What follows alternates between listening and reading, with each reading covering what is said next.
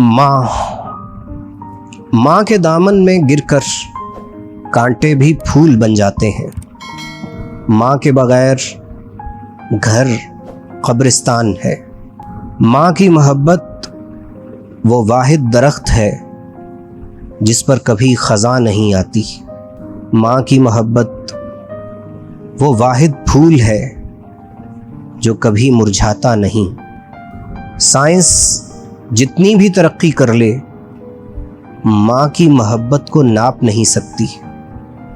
माँ के नाफरमान की ज़िंदगी इज़्ज़त पर ख़त्म नहीं हो सकती। माँ का गुस्सा आर्ज़ी और मोहब्बत लाफ़ानी है।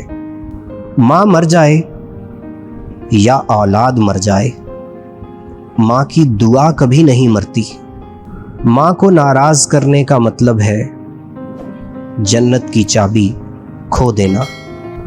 जिसने माँ को राज़ी कर लिया उसने रब को राज़ी कर लिया। जिसे माँ की दुआ हासिल है वो फरिश्तों से बरतर क्यों ना हो।